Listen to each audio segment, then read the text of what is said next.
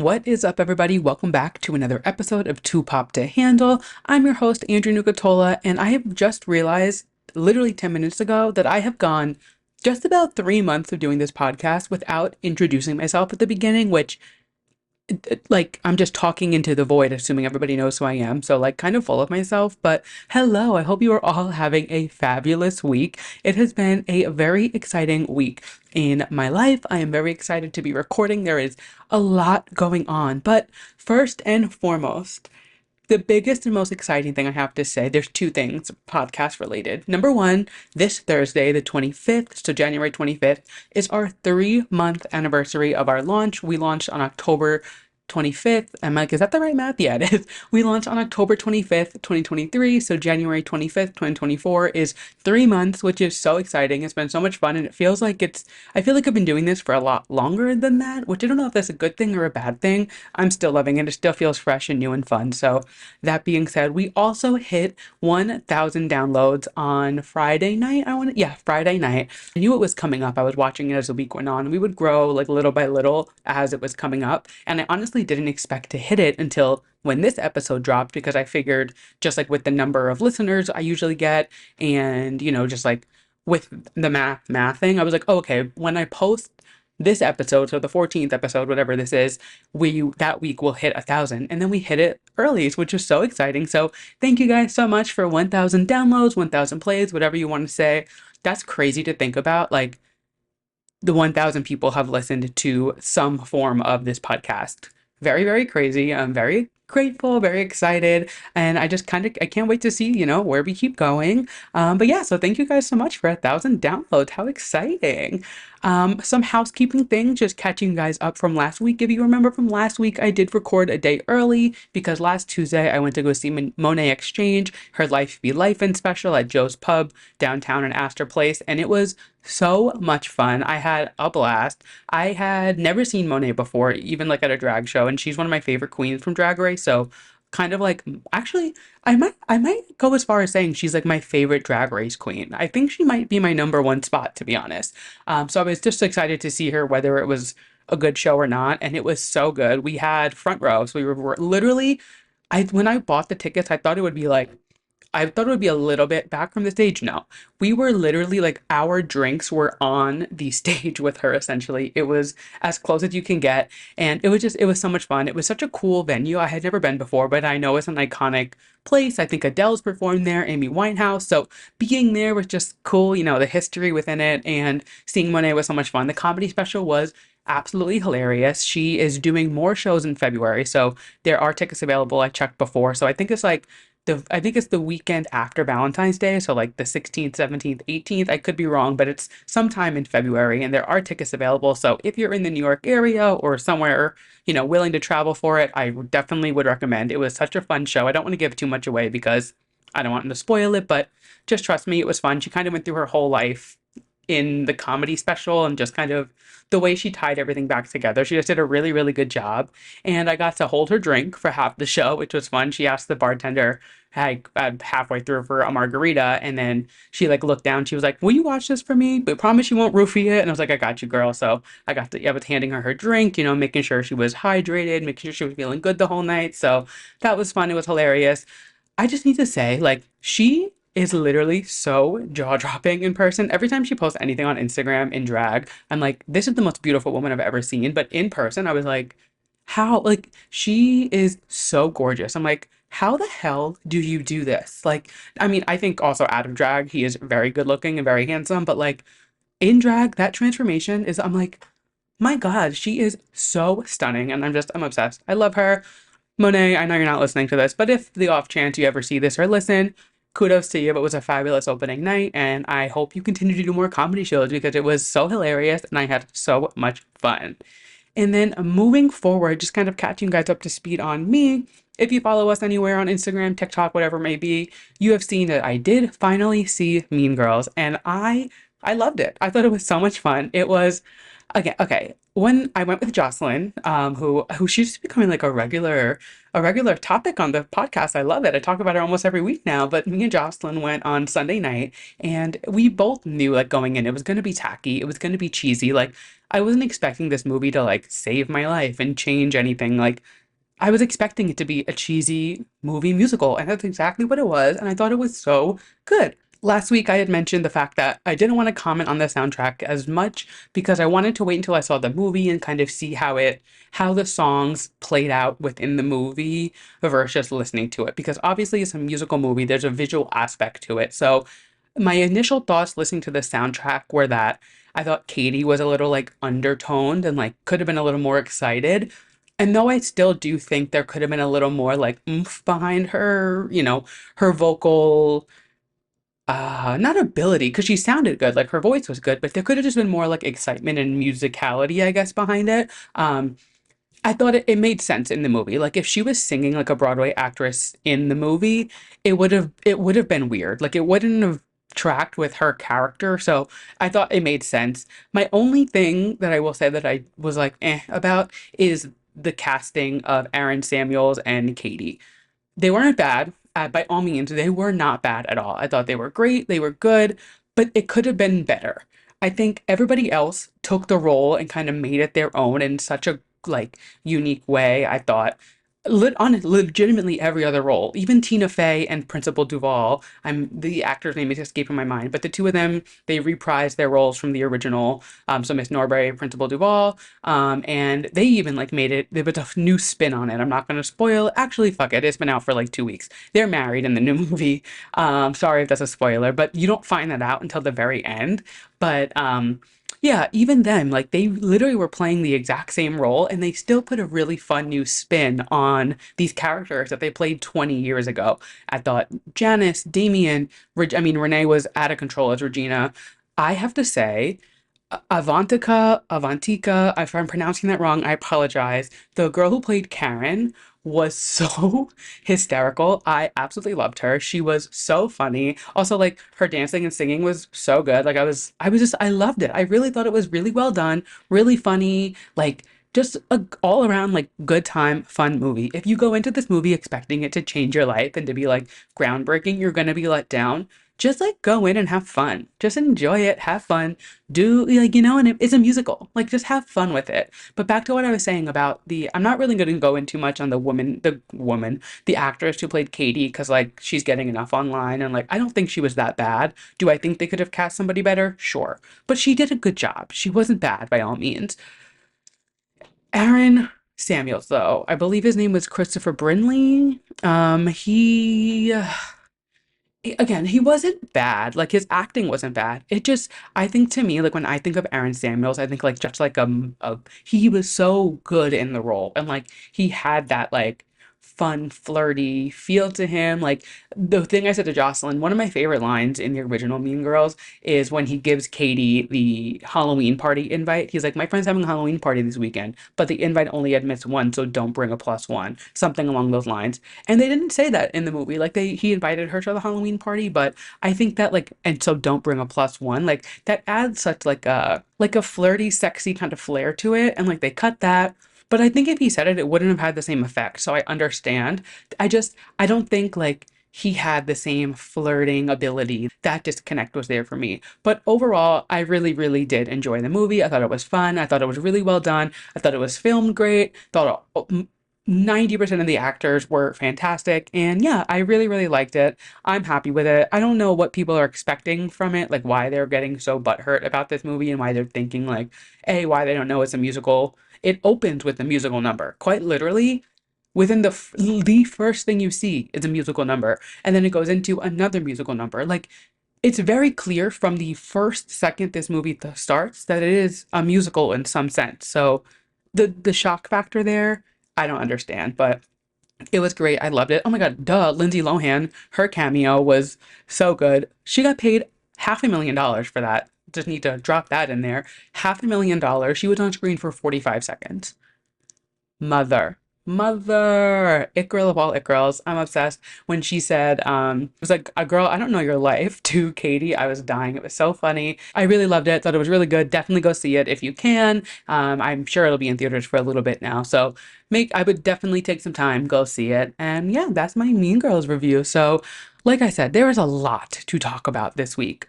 And there's like I was updating what I want to talk about up until it is 7:15 an hour ago. There's a lot going on. So we're just going to dive right in because we're being fed and there's a lot happening. So without further ado, let's hop right in. Our first segment of the show, Drew releases. So if anybody is new here, whenever there's new music coming out or new music came out, I do a segment called Drew releases, and it is essentially my play on new releases. Andrew's my name. Drew, new, it rhymes, you're following. And there are a few this week that I'm very excited about. So, first and foremost, Fletcher is releasing her new single, Lead Me On, and it's coming out this Thursday, the 25th. So, not on Friday, but I'm including it in this week because it's coming out this week. Fletcher honestly never lets me down. She never disappoints, and I'm excited for this. Her last album I thought was so good. One of my favorites of that year, to be honest. I still listen to it pretty often. And her last single, Eras of Us, was really good. And yeah, I'm just excited for a Fletcher song. I don't know. She doesn't let us down. So new Fletcher music on Friday. That's exciting. The next release we have is Megan Thee Stallion. Hiss is coming out on the 26th, though that is coming out this Friday. And it appears she is going with this snake theme for this era. Her last single was called Cobra. We talked about that when it came out. And actually, I don't even think I was doing Drew releases when that came out. I think I was just like throwing in new releases wherever. And now look at us now, we're doing segments. We're like a real show. But she is releasing her new single Hiss on Friday. It is a snake theme, just like Cobra. So always excited for anything Megan Thee Stallion does. And this is not the last that we will be talking about Megan Thee Stallion this episode. So I know what you're thinking. Yes, I know. Hold that thought because we will be piggybacking on Megan later, but new Megan on Friday. We also have Flyanna Boss, who is releasing Candyman, their new song, on Friday. Flyanna Boss, they are a duo. They released that song You Wish last summer and it went crazy viral. They're the girls who are always running. And I just really like their music. They do like hip hop rap. They just released a song UFO a few weeks ago, and I really like that. They have a bunch of songs that have come out, and I just always like what they do. It's fun. They're fun. They're funky. They're different. So new Flyanna Boss this Friday. I'm very excited about. And now this next one is one that I never would have expected, but I'm not. I'm like shocked but not surprised, and I was when I saw this, I was like, But Kate Hudson is releasing a single not this week, but next Tuesday. So it comes out the day that I'll record next week. So I will talk about it in the next episode, obviously, which is nice because it's weird that it's releasing on a Tuesday, not a Friday. But I'm going to include it in this week because it is an upcoming release. And then we'll talk about it again next week. But it is Kate Hudson's first single as an artist. And yes, Kate Hudson. You know who Kate Hudson is. Crazy. I'm like, why? She's releasing a single. So she posted, I think it was, if I remember correctly, it was like last spring, maybe last March, a picture like in a studio on Instagram or a video or something. And everyone was like, what is she doing? And then just yesterday, she posted a teaser for this new single coming out. It's called Talk About Love. It's dropping on January 30th. Yeah, I don't know. Kate Hudson, she's switching it up. I mean, obviously we all know and love her. She was in Almost Famous, How to Lose a Guy in 10 Days, Glee. Like she definitely has, is Kate Hudson. So yeah, I don't know, I'm excited. I mean, she sang in Glee. I think she did like two or three songs. So we know she can sing. So I guess we'll see what's coming out. Definitely not something that was on my bingo card, but hey, you know what? Let's go for it. I'm like, why not? Yeah, so some new releases, which is exciting. And with that, I am excited to announce that I am officially launching the Drew Releases playlist. So I've been putting this together for a while on Apple Music and Spotify on private, but I didn't want to release it with just like one song on it. So what it is every song that I talk about on the podcast that I enjoy. Not going to put songs I don't like. Sorry, just not doing it. But essentially, it is my way to kind of give you guys a way to find the songs that I talk about each week. And just, you can add them to your own playlist if you like the whole playlist, which would be cool if you guys listen to it. Just a way for you guys to kind of like find it easier without having to do the work. So it is currently live. If you go to our link in bio on Instagram, there's a Spotify and an Apple Music version. And I will update that every Friday, or I guess whenever songs come out, because now they're just releasing whenever they want. With Fletcher's on Thursday, Megan and Flyanna are Friday, Kate Hudson's on Tuesday. So as songs release, essentially they'll be Fridays, but on the off chance that a song isn't out on a Friday, I'll just add it the day that it comes out. But yeah, so there's a Drew release playlist now that you can listen to. And if you, find the songs that you like, you don't have to go search through your Apple Music or Spotify. So yeah, go check that out. I'll definitely have it posted on our Instagram stories. And again, like I said, it is in our link in bio for you to go listen to now. So enjoy. And moving through, those are our Drew releases. So staying on the music notes, I guess, for lack of a better word, we officially have an Ariana Grande album release date. As we expected, it is called Eternal Sunshine, so that's exciting. She dropped in the music video for Yes and she had the coordinates to Montauk, like in longitude and latitude, and that's where Eternal Sunshine of the Spotless Mind was filmed, and everyone kind of just tied together that it's going to be Eternal Sunshine somehow related, and that is the album title. She's releasing 7 covers for it, which is kind of crazy. But yeah, so new Ariana is coming on March 8th. I'm so excited. I don't know if we'll get a single before then. It's honestly kind of soon. It's in like a month and a half, less than that. So it's coming sooner than we think. And I just need to give her and this team some flowers. Not only did she get number one, the remixes worked. I hate to admit it. She got her number one. She is the first artist in history to have every lead single from her first 7 albums, which she only has 7. So from every album she ever released, debut in the Billboard Top 10 of the Hot 100. That's kind of crazy. She officially gave Max Martin his 28th number one, making him the person with the most number one singles. Just like so many fun little things coming from this era already, and I'm so excited. Thank God they're not making us wait long. Thank God they're just giving it to us and releasing it. And yeah, so Ariana is coming very soon, and I'm so excited. Some more music news, nothing too concrete, but Chloe and Halle, they confirmed that they are going to be working on new music. Their last album, Ungodly Hour, is honestly probably like top 10 favorite albums of all time for me. It came out at the beginning of the pandemic and I listened to it nonstop. It is so good. If you haven't listened to it, please go listen to it. It is honestly such a solid body of work, just like a whole cohesive album. I absolutely love it. I loved Chloe's album as well. I went to go see her when she was on tour. I loved Halle in Little Mermaid. They are prodigies of Beyonce. Like, if you haven't listened to Ungodly Hour and you need more convincing, they sent this album to Beyonce and Beyonce sent it back with no notes. So if that gives you any insight of like how good this album is, just take my word and Beyonce's word for it, okay? So new music from them probably this year, I would assume. They just like I don't know, she confirmed it in a Instagram live, I believe it was. So very exciting to have them back together releasing some music because that is just a duo that can't be beat. I love them. And on some more music news, no confirmations, but some weird little things going on in the Taylor Swift world. So this morning, or this afternoon rather, Taylor Nation posted a photo of Taylor with that giant wig on, and they said, how many secrets do you think are hidden in her hair or something like that? And the secrets had 3 S's. So like hiss, like secrets, a snake. Very weird. Then the tie-in there, full of secrets, back to Mean Girls. That's why her hair is so big, is full of secrets. Now you might be like, okay, cool, it's Mean Girls, whatever. No, because if you remember, Katy Perry tweeted in 2014, beware of Regina George in sheep's clothing. Now, I, I, I'm not trying to say, they're trying it back or anything, but like, do we think there's going to be a Katy and Taylor collab in the future? Like, I feel like stranger things have happened. I feel like that would be kind of sick. It's also something to note that Katy sent Taylor an olive branch opening night of the Reputation tour. So if there was going to be some type of, like, she literally sent her an olive branch, like, not like just a gift, like it was a literal olive branch to like mend their feud. That I was, what is dumb, what a crazy time that was when Taylor Swift and Katy Perry were feuding over backup dancers.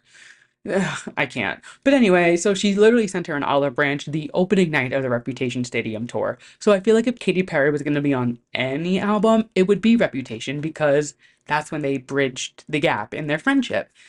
That would be kind of sick. We know Katy is releasing an album this year at some point, so her sixth album should be coming out. I love Katy. She's been one of my faves forever. I've seen her on every tour she's done. I'm a stan. I love her, so I'm very excited for new Katy Perry music. But I'm like, this whole Taylor thing, I'm like, what is this? What is this tying into? You know, like, what does it mean? What does it mean? Insert Miley Cyrus on SNL. What does it mean? I need to know. But just some fun little tidbits I wanted to throw in there. And, I feel like it's a pop culture podcast. I can't not talk about Taylor Swift's fucking fan site posting cryptic tweets and me dissecting it, thinking something's gonna happen. I don't know. I think we're getting Reputation sooner than we think. Not to mention, the Eras Tour does kick back off next month in Tokyo. Tokyo is also the place where the Reputation tour ended in 2018, I guess it must have been. And on Reputation, there is a song called New Year's Day. When Taylor is in Tokyo, it is their New Year's. I don't know. Some weird things happening. So, I don't know. Just some things to think about. It's coming up and I feel like something's going to happen. So, stay tuned for that. Obviously, we will be talking about it. So, yeah, just wanted to throw that sprinkle in there. We're a pop culture podcast. I couldn't not talk about it. And moving this train right along, you guys. You guys. I mean, Reneé Rapp on SNL and Jacob Elordi, but Reneé Rapp. It was, I mean, okay, let's talk Jacob Elordi first. He was great. I thought he did such a good job. He was funny. His skits were good. He's great. He's good looking. He's, great. Reneé Rapp. Holy shit. So not only was her Snow Angel performance out of control, like her vocals are truly just like unmatched. It is crazy how she can be laying on the floor. She was laying on the stage floor and performing these vocals effortlessly. Effortlessly. It was crazy. It was insane. She looked fantastic. She was just like, oh, she sounded amazing. And it just kept getting better. The show goes on, show goes on. I'm sure you all know Rachel McAdams comes on. Regina George comes on to announce her second song, which was Not My Fault, featuring Megan Thee Stallion. And who else came out but Megan Thee Stallion? I mean, let's unpack this. Rachel McAdams has not done a single thing related to Mean Girls at all since anything. They did the commercial, she didn't do it. She was asked to do it, but she didn't think everybody else was, so she said no. So the story goes. She didn't go to the premiere. She was my mess a few weeks ago. And for her to come on SNL and announce Reneé Rapp the week after Mean Girls had just come out, like that's huge. That's big. And I think I think it warrants me to clean up my mess from a few weeks ago for the first time in Two Pop to Handle history. Let's clean up a mess from 2 weeks ago and say, I forgive you, Rachel McAdams, for not going to the Mean Girls premiere. I forgive you for not being in the commercial because going on SNL to announce Reneé Rapp, the new Regina George's second performance, you're good. You cleared it. You're good. You did enough. I was that was you could not I could not have predicted that. Did not see it coming. I was genuinely I woke up and I was like, oh, yeah, I didn't watch it live, spoiler, but I was like, oh, no fucking way. Like I thought it was a joke. That is huge. Huge. Also, what is Rachel McAdams' skincare? What is her like secret? Because she is aging beautifully. I guess when you're unproblematic and like just like Hillary Duff, you age perfectly. You age gracefully because you're not causing drama during the pot. But Rachel McAdams announces Reneé Rapp. She sings Not My Fault. Who spins around in the giant cake but Megan Thee Stallion? You guys know how I feel about Megan Thee Stallion. Absolutely love her. They kill their performance. I love Not My Fault. You guys know that. It is just so good, so catchy. Obsessed with it. And this was their first live performance of it. Yeah, so huge to be doing on an SNL. And just like, If you don't know, Reneé Rapp, she posted, wow, almost 4 years ago now. She's like, I would do anything to host SNL or be the musical guest. I'll shake ass, whatever it takes. And now she did it. She was a musical guest and she sure did shake ass on the SNL stage. So just like, it's cool to see, people doing their thing. And I just, I feel like it's like gonna be Reneé Rapp world domination this year. I just feel like she was huge in 2023, and I feel like this kicking off the year with the Mean Girls and SNL, she's about to go on this whole festival tour. She's gonna be huge, huge, and I can't wait. I'm so excited. I can't wait. And I can't wait to see what else this bitch has in store for us this year because I just know it's gonna be good. I know it's gonna be great, and I cannot fucking wait for Reneé Rapp World Domination 2024. Moving on the topic of Reneé Rapp, the Coachella lineup was announced, and the Gov Ball lineup. So last time we talked, it hadn't been released yet, but we had some inklings of who was going to be there. So Coachella and Gov Ball have both been announced. All of my predictions for Gov Ball were correct, including Chaperone. So I am excited. I am seated. I will be there. I cannot wait. But the Coachella lineup. So obviously Coachella is always like the festival of all festivals every year. The lineup isn't bad. It just isn't. I don't know. I expected bigger. I expected more. So the headliners are Lana Del Rey, Tyler the Creator, and Doja Cat.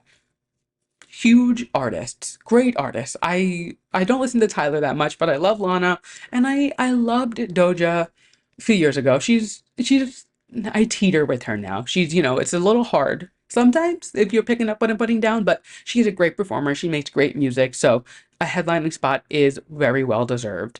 So they are the headliners, which is exciting. They'll be put on great shows, and I mean, Lana Del Rey especially, like her fans. If there was like a Venn diagram of like Lana Del Rey fans and people who go to Coachella, like it's a circle, there is no overlap there. It is quite literally like Coachella is Lana Del Rey fans and Lana Del Rey fans go to Coachella. It just like makes sense. So that's gonna be huge. Tyler the Creator puts on crazy shows, so that's gonna be fun and crazy, and I hope everybody trips out for it and goes nuts. And yeah, Doja Cat, she's a great performer, so it's gonna be good. But I think the real gag of the lineup, and it's all the way at the bottom, is No Doubt is reuniting for this. Like, that's kind of big, and I feel like it's not getting as much buzz as I would like it to. Like, that's gonna be crazy. No Doubt is so good. My mom loved Gwen Stefani and No Doubt when I was growing up, so I grew up listening to all of No Doubt, all of Gwen Stefani. Like that was our shit, and I'm excited. I didn't see this coming ever, really, honestly, for a No Doubt reunion. And I will say, I don't think we need like a full reunion, like new album, this and that, whatever. Like I think they can just like keep the oldies, keep with the hits that we love, and like do that. I don't know if No Doubt release an album in 2024, like what would that sound like? I don't really know, and I don't know if I want to know. I think sometimes it's best to just like leave things as they are. You had a good thing, leave it as it is, perform what we love. I don't know that we need new No Doubt music, but I am so excited that they are performing the old No Doubt music. And then I like wonder and open the door like, are they gonna do a tour? Is this gonna be like the start of something, or is it just like a Coachella exclusive? I don't know, but if they do tour, that is something I think I would have to attend just because like that's so cool that I would love that. So let's see what's going on with No Doubt, but that is exciting that they are reuniting. And then the lineup has, I mean, Reneé, Sabrina, Chaperone, Ice Spice, Victoria Monet, very similar to the Gov Ball lineup. The only thing I'm honestly upset about missing at Coachella versus Gov Ball is Ice Spice and No Doubt. Not enough for me to want to go to Coachella though. Like I'm okay. Like I'll be fine. I saw Ice Spice plenty of times last year, and will I die not seeing No Doubt? No. But yeah, Coachella lineup is here. They have released it, and I'm excited to see what's to come. It's always a fun weekend online. I've never been to Coachella. I've contemplated going a few times, especially when Lorde did it, and especially when Beyonce did it. I almost went both times, but it's just so much money that I've never been able to justify it. I really almost caved and did it this year and was like, fuck it, I'm gonna do it. Who cares who the performers are? Like, let's just do it. And I'm not gonna lie, I'm kind of glad I didn't. I'll make it to Coachella eventually. Like, I'll get there one year, maybe for my 30th next year. That would be a fun, like, 30th birthday weekend trip. My birthday always is like a 2 weeks before it, so that could be fun. We'll see. We'll revisit that next year and we'll talk, but who knows? There are a lot of really good releases coming out this year, so I feel like the headliners could be kind of dope. We'll see. Let's put a pin in that for now. But that is the Coachella lineup. And on the topic of the Coachella lineup, the headliners, Lana Del Rey is the face of Skims Valentine's Day collection. So I mean, every campaign Skims is going to do is they're going to eat it. They are so, their creative team is just so on it. This photo shoot, it's been everywhere. If you haven't seen it, I posted it on Instagram. It is just like chef's kiss perfect, Lana. Like the apple on Lana's head with the arrow through it is so cute. When she's in the giant like cushion heart box, it's just so cute. The collection went on sale this today, on the day that I'm recording, and the website totally crashed, and they had to like redo the servers and everything. So like as expected, I mean, anytime Kim Kardashian does a drop, it's gonna be a big deal and sell out. But I think tying Lana into it was so smart, especially as she's about to headline Coachella. Like just like made sense to go like hand in hand together. But there's like an elephant in the room because within the last six, not even 6 months, 3 months, 2 months, really, two of Taylor Swift's closest friends have been the face of Skims. Brittany Mahomes for the holiday collection, Lana Del Rey for the Valentine's Day collection. Now, Brittany could have been a coincidence. Her and Taylor got close kind of at the end of last year, but Taylor and Lana literally have a song together. Like they've been working together for years, whether it's been like actually on a song or just like back behind the scenes. Like Lana's really close with Jack. Obviously, Taylor and Jack are connected at the hip. Like they've been friends for a while. So for Lana to do Skims, I know Taylor doesn't care about Kim, but it's just interesting. Nothing to come of it. Like I'm not like, oh my God, Kim and Taylor are going to be friends because we know that's not going to happen. But it is interesting to see that two people who are extremely close, and not just like by association, like very, very close to Taylor Swift, have been the face of Skims in the last 3 months. I don't know, just some food for thought there. Just some things to think about while you're pondering life and thinking about what's going on in the world. Just, you can think about that. But I do have to bring the mood down a bit because Kim Kardashian, as much as I loved the Skims campaign and as much as I do love the Kardashians and whatever, she is the new spokesperson for Balenciaga. And I hate to say I'm not surprised, but like so obviously last year there was the whole Balenciaga scandal. They had that image come out and it was like children, it was kids with BDSM wear like in the photos around them. They weren't wearing it, but like the teddy bear was, I think, or something. And on the table there were pictures of like BDSM wear. So it was just like very inappropriate. Like very just like kids. There's just something you don't mesh. Like you don't mess with like kids and sex. And I don't even like talking about the topic because like it makes me feel weird because it was such like a weird thing that they did. I don't know. I don't even think they addressed it if they did. Like I think they might have pulled the campaign and that was it. But Kim obviously is like Miss Balenciaga. She made a statement and like said she was like, upset, da da da, whatever. And now she's the face of the campaign less than a year later. It just, I don't know. It was upsetting to see when it was posted. I was like, are you seriously like, come on. Like it's not even like it's been a year, 5 years, whatever. It's only been a few months. It couldn't have been more than a year ago. And I'm just like kind of disappointed. Not that Kimberly Kardashian gives a fuck what I think, but again, I'm just a boy with a microphone. I'm gonna say what I want. And yeah, I don't know. I'm, I, I just, I, again, I'm not surprised. Like, I'm not shocked because she was so Balenciaga, but like, she could land any campaign. That's the thing. Like, any fashion brand would probably pay her any amount of money to be the face. Like, it can't be the money.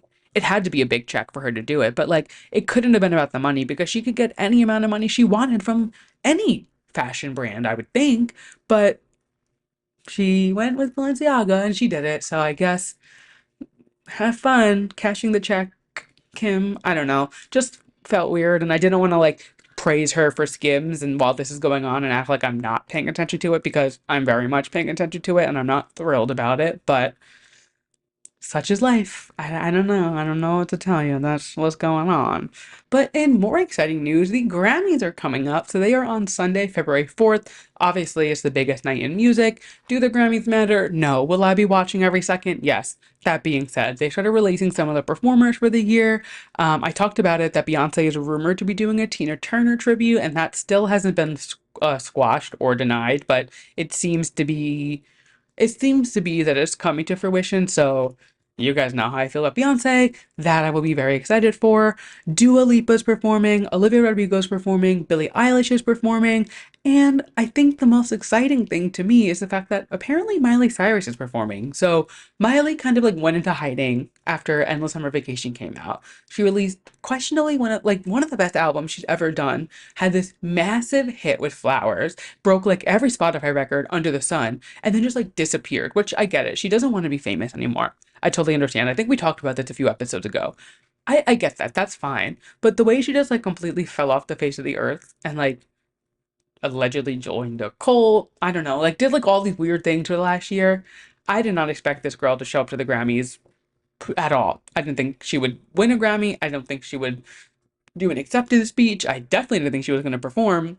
Nothing. So there's been some pictures going around of like a call list, I guess, of like what stages need to be built for the Grammys, and allegedly Miley is performing. It hasn't been announced, hasn't been confirmed, but she loves a surprise performance. The VMAs in like 2019, she didn't announce that she was performing until the day of, so I wouldn't be surprised if we get like a very late announcement or like it's a surprise.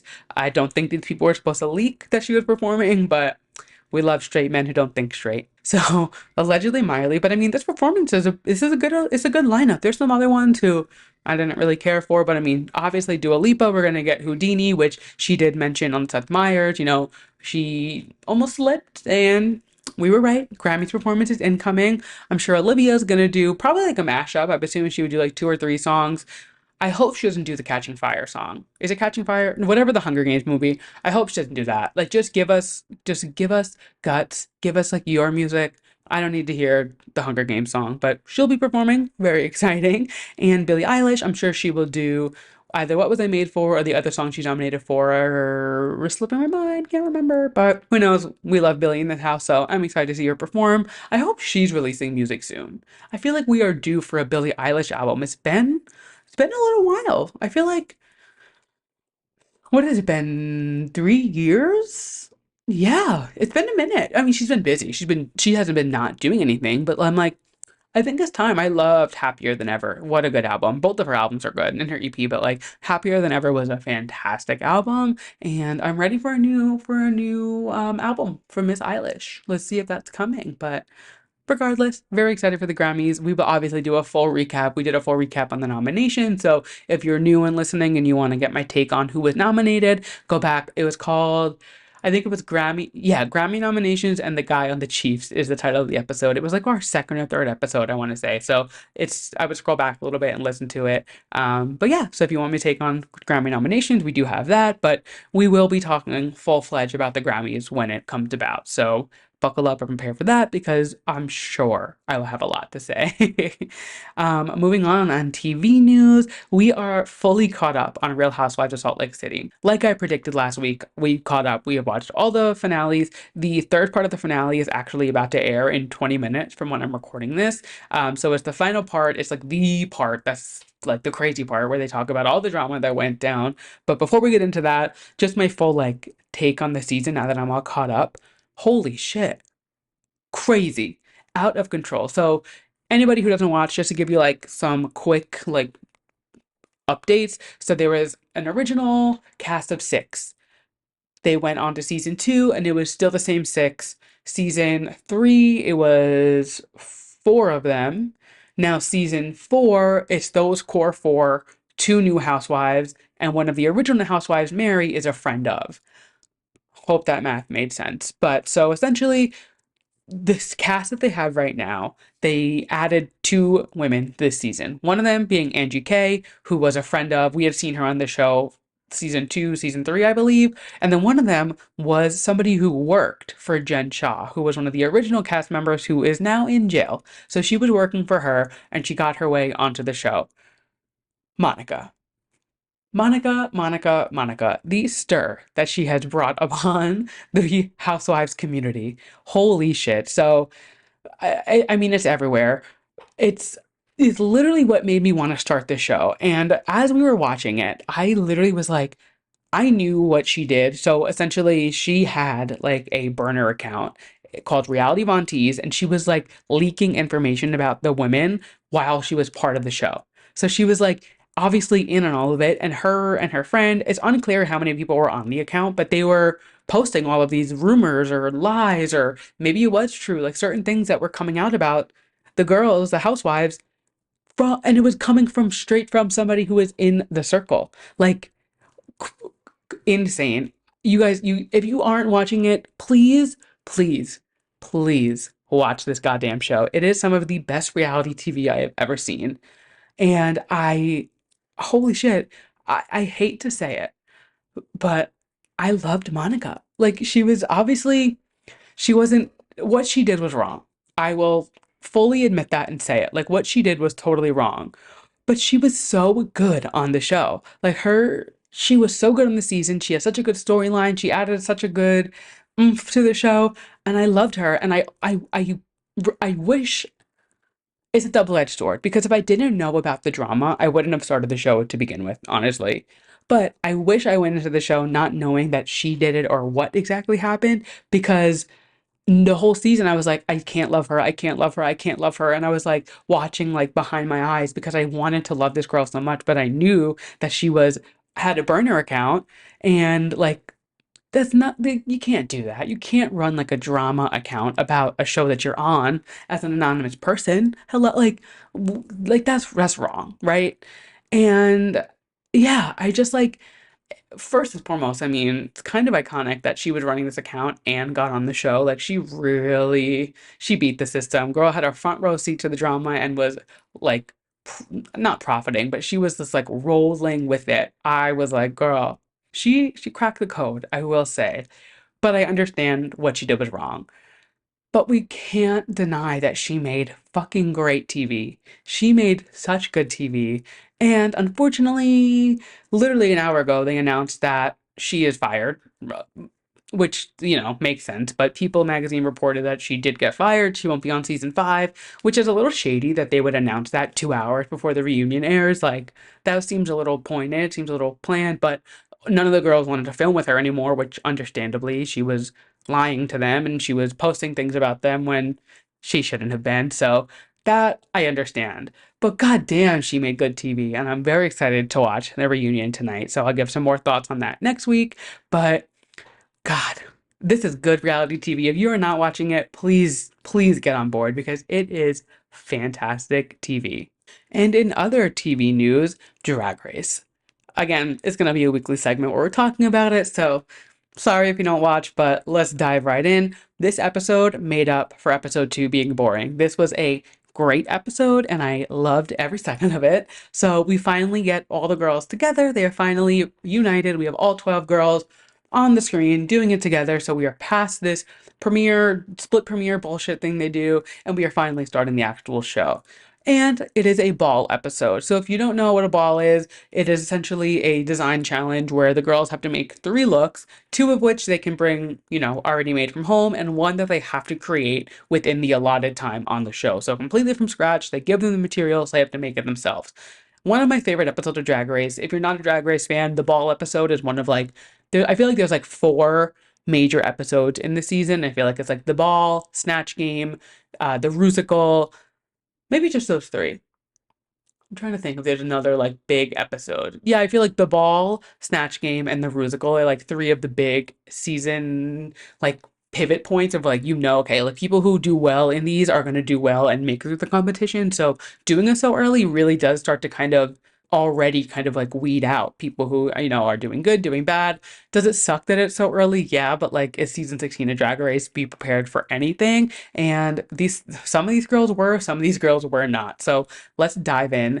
It's gonna be a little lengthy, so I apologize now, but they had to make 3 looks, as I said, and the whole theme of the ball was the mother ball. So they had to do something from a Mother Goose fairy tale, a significant mother, and Call Me Mother, Father, Eleganza. So the first 2, Mother Goose and Significant Mother, were looks that they could bring from home. Mother Goose being a fairy tale, Significant Mother being like a famous mother in pop culture or just like in the world. And then Call Me Mother, Father, Eleganza was they had to take menswear and turn it into a women's garment. And there were some looks and there were some not looks. So starting off, Geneva Carr was the first one.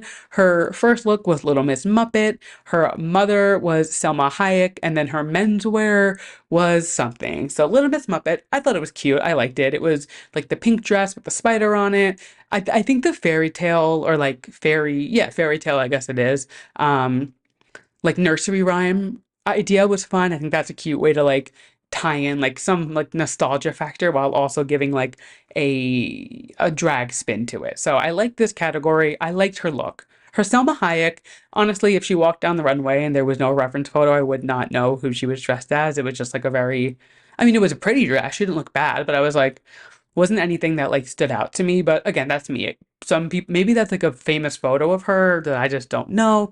And then her menswear look, it was just like lacking a bit. Like it was the blue like stretch material and then like those gray pieces sewed to. I don't know. She looked great. Like she didn't look bad, but it was just like like I don't know. It wasn't anything groundbreaking. So Geneva Carr, she was all right. She was a little less than all right. Dawn was up next. So her first, she came out dressed as like this cunty cow. Her mother was Audrey Hepburn, and then her menswear was kind of like this construction worker kind of feel to it. So I loved all three of them. I thought she looked fantastic. Dawn's definitely one of my favorites. I have a top four that I will reveal later once we go through everybody, but the cow I thought was great. Audrey Hepburn, I mean, obviously like she is a very famous mother and hello, like, yes, she looked great. And the look she made wasn't anything groundbreaking crazy, no, but she looked good in it. She owned it. She had that cape was cool. I liked the way it kind of like tied the look together there. And yeah, again, Dawn, no notes. I really liked it. Next up was Hershey Liqueur Jeté. Her first look I loved. The bee look was sick. She came out dressed like this honeybee. It was like this tight little dress with these fun like almost like the stingers hanging from like a wrap around her, I guess you could say. I loved it. The concept was there. I thought it was really good. Her Mother Earth runway. What was that? It was like a latex it looked like a heat map. Like if you look on like, weather.com, they have the heat map. It looked like the heat map with like felt feathers taped to it. Not a fan. Or felt leaves rather taped to it. Didn't love it. And then the look that she only made half of it. The pants, she admitted, she brought from home. The boots, I mean, the shoes made no sense. They were like bright orange shoes, mint green pants, and then the top was just like very pedestrian. There's nothing nice to say about it. I know that's mean, but there's like nothing nice to say about this look. It just wasn't good. I hated it. Moving on. Mirage, another one of my faves. So her fairy tale or whatever look was Baba Black Sheep. Her mother was La Llorona, and then her last look was this like deconstructed knit sweater kind of look. And from seeing her in the workroom and like struggling so much to what she worked on and walked on the runway, I have to give her props because she was struggling in the workroom on this look. Like it was like hot messiana. It was not coming out good and she pulled it together. But back to her first look. So Baba Black Sheep, it was cute. It was simple. The ears seemed a little cheap. Like they looked like they were made from like Michael's Art and Craft, which again, if that's your ability, fine. She didn't look bad. I just was like, all right, it was fine. I did think it was funny how she had the nursery rhyme is like Baba Black Sheep, have you any wool? Yes sir. Three somethings full, three bags full, whatever it is. And she had three bags full of wool was supposed to be the joke. So like I did appreciate the attention to detail there. So that was cute. And her La Llorona look, I don't know the reference, but it was gorgeous. I loved it. It was like this nude illusion. She had the snakes on her. Was it anything groundbreaking? No, but it looked good, and that's all that matters. One of my biggest pet peeves in drag is when a queen does a nude illusion and it's either doesn't match their skin complexion or it's like saggy. Like if you're gonna do a nude illusion and it doesn't fit you so skin tight that you need to be like cut out of it, don't do it. And she looked great. It looked really good. Very happy with her. I would say it was a high safe, maybe a medium safe, her overall. She did good. I was happy with it. Next up, we had Megami. So her nursery rhyme was Little Bo Peep. Then her mother was Lady Gaga in the telephone video. And then she had that like denim thing that she did. A Little Bo Peep was cute. I liked the hoop skirt. It was kind of like this deconstructed look. It was a little edgy, a little different. She's like a definitely like she leans into like her oh my gosh. Wonder why can't I think of it? Her cosplay more. So it was cool to see her kind of like take her spin on it. I liked it. Her Gaga telephone look, I mean, it's an iconic look. Is it anything earth-shattering crazy to do? No, but she got the reference. It looked good. And then the look that she made, it was fine. It was kind of like Rosie the Riveter to a point. Like the picture she posted, she had like she was like flexing. Like it was I don't know. It wasn't bad. It was Thomas pointed this out, and now I'm gonna notice it. I feel like she keeps like incorporating some type of like gay element. Like she had a pride flag on this look. Last week she walked on the runway with a pride flag. And I'm like, I get it. You wanna like support the community, whatever, but like, mama, you're on Drag Race. We know. You don't need to tell us that you're gay. You don't need to, like I appreciate it. I appreciate, standing up for the community and being part and, like happy pride, but I was like, you didn't need to put the rainbow patch on your jacket. And again, wasn't bad, wasn't great. It is what it is. Moving forward, a mandatory meeting. So she came out, her first look, she was just kind of like a cat. Then she was Michelle Visage. And then the third look. I want to like Amanda a lot. I do. But none of these looks were great or good for that matter. I don't know. I didn't like them. I don't even want to go into each of them because it just like Michelle was all right. I liked the bang reveal for Michelle. That was cute. That was funny. But like, uh, I don't know. I said it last week and I think like we just need a mandatory reality check. Like something's got to give. I don't know what is going on, but it's just like it's not there. And I don't think she's like a bad person. I don't think she's like I don't know. I just think she needs to like really get it together. I don't know. She's on the show, so I guess she's got some charisma, uniqueness, nerve, and talent, but I'm not seeing it yet. Moving on, Miss Morphine. So she came out, she was dressed as like the sexy maid, Kris Jenner, and then she did that little denim look. I really liked all of her looks. I will say I thought the maid dress, it was cute, it was fun. It was like that BDSM kind of like sexy maid idea. Very cute. Liked it a lot. Kris Jenner. I don't understand the boob being out. She did like half a blazer, half a titty out kind of thing. She looked good. I didn't get it, but I liked it. It was good. And then I thought her denim look was cute. Was it anything again crazy? No, but she made it. She constructed it and it looked good. I liked the hat she added. It had the little pieces on the bottom. Like she looked good. Her makeup really does, I think, elevate all of her looks to another level because she beats like nobody else. She like her makeup is out of control. So I understand like I could just be blinded by the beat, but like I'm into it. I love it. Next was Maya. So she came out. Her first look, she was a like a canary. It was this yellow look. And just like the judges said, I didn't get why the breasts were so high up or like the chest piece. The feathers were blocking her face. It was a beautiful garment. Her face looked good, but you couldn't see her face half the time. So I was just like confused at what she was trying to get at there. It just like didn't make sense for that. But I think if it was lowered a little bit, it would have been like a completed better look. Her second look was Lil Kim.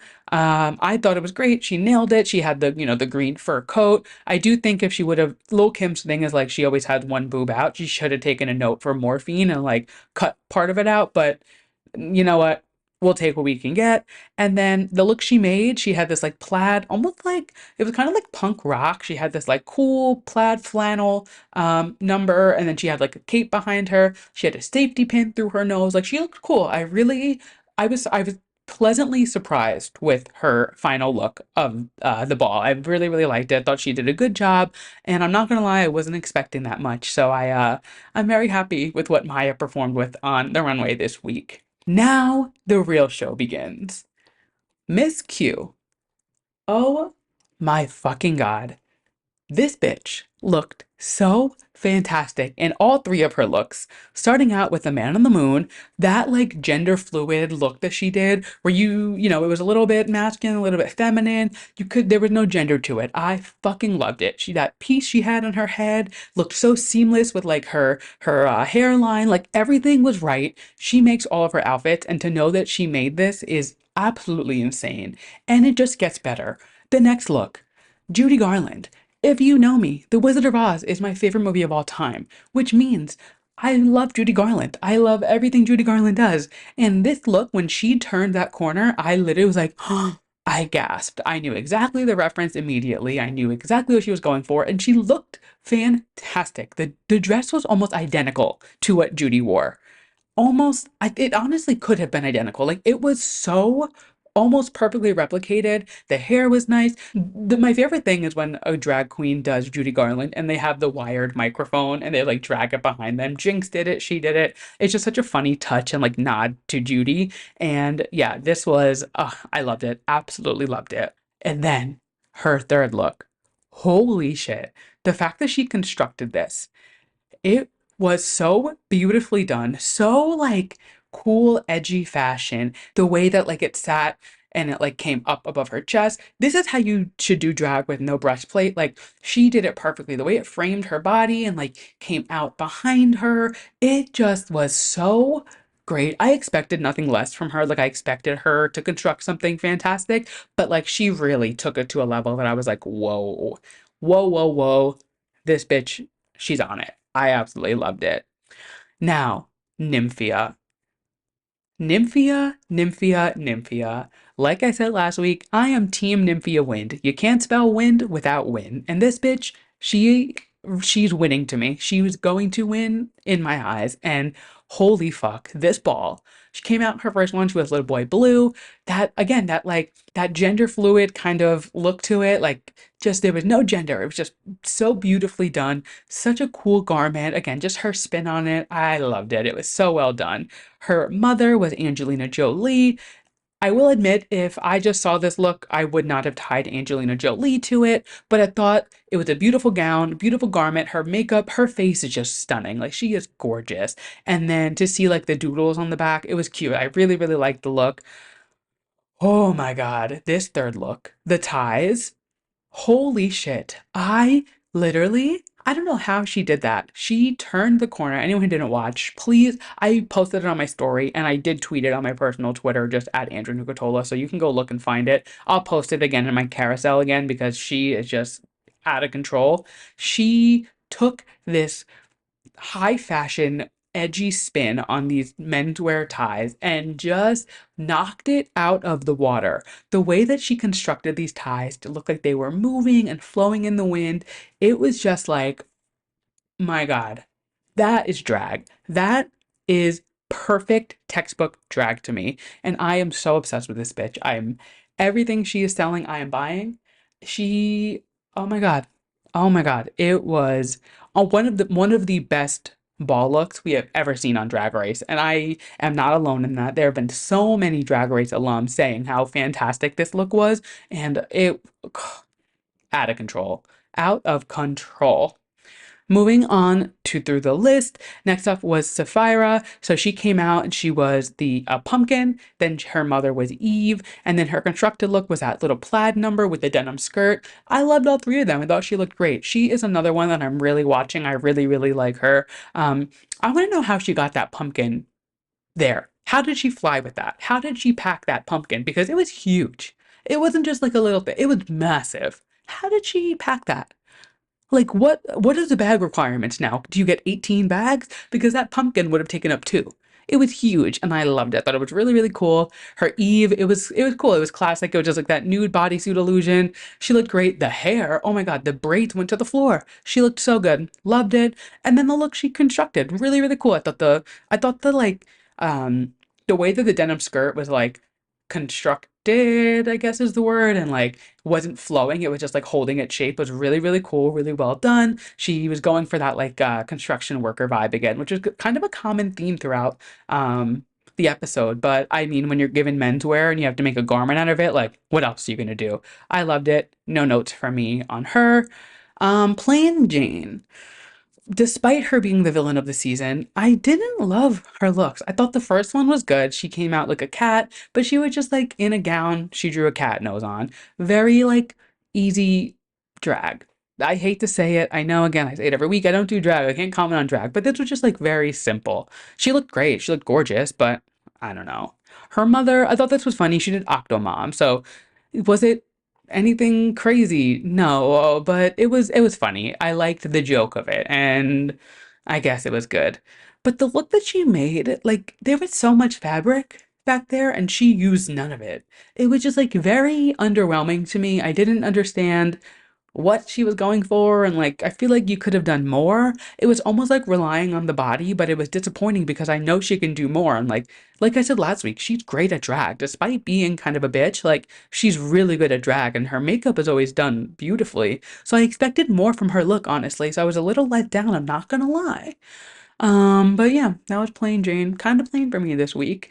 Next up was Tsunami. Oh my, wait, Tsunami. Oh my God, her first look. She was, I guess, Humpty Dumpty. She was like an egg. She came out in this full egg costume, and I was like, okay, work. She gets halfway down the runway, and the egg cracks open, and she's the egg white with a yolk on it, and it was just so campy, so fun, just so well executed. I loved it. Absolutely loved it. Now, her mother. This was genius and such a fun nod at a fan favorite, Candy Muse. Anyone, if you don't watch, you don't know, Tsunami is Candy Muse, who was on season 13, her drag daughter, Tsunami Muse. She came out dressed in Candy's denim look that she wore on the season premiere of season 13. She had the boombox, everything, so it was a nod. Her mother was her drag mother. So well done, so smart, such a fun call out. Absolutely loved it. She looked great. And then the look that she made, it was a little simple, but I thought she looked good in it. It was cute. She had the tie with like the collar, the plaid skirt. Very, very simple. But again, the other two looks, I think, had such like packed such a punch that I'm like, okay, it could be simple because the other two were chef's kiss, no notes. Absolutely loved Tsunami this week. And if you remember 2 episodes ago on her premiere, I was a little let down with her. I thought she was going to bring more. She redeemed herself this week, and I loved it. I loved every second of it. And then the final queen to walk, Plasma. So she walks out as Humpty Dumpty. Then her mother is Anne Boleyn. Don't know who that is. And then the look she made was fine. So Humpty Dumpty, I hated. I thought it was terrible. I thought it was tacky. I thought it was stupid. It just wasn't for me. I don't know. Wasn't good. Her mother look, she looked fine. It was Anne Boleyn, who I have no idea who that is. I think it's some like, actually, I don't even know who I think it is. Not a clue. To the reference photo, she looked similar to it. So I guess points for that. And then the look she made was fine. It was like this very simple, almost like, what is the word? I can't even think of the word. It just was like a simple gray dress. I don't know. It was fine. I didn't like her hair. It was like this silver slicked back, almost like bob length. I don't know. I really want to like Plasma and I want more from her as a theater kid to another theater kid, but it hasn't hit yet. And I don't know. But that being said, just like I assumed, Nymphia wins the ball, which I saw a post and it was showing all of the ball winners from past seasons. And I never noticed how many of like some of my all-time favorite Drag Race girls are also ball winners. Shea Coulee, Gigi Good, Aquaria, now they're all slipping my mind, of course, but like so many of my favorite Drag Race girls are also ball winners. And I'm like, okay, this must be like a thread for me. It's a common thread that I'm now piecing together. But yeah, so Nymphia wins.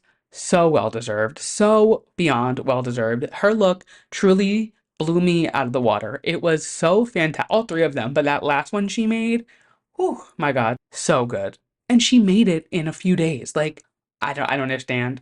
I love the bitch. I'm Team Nymphia till the end. The bottom three, it was Geneva Carr, Hershey Liqueur, and Maya.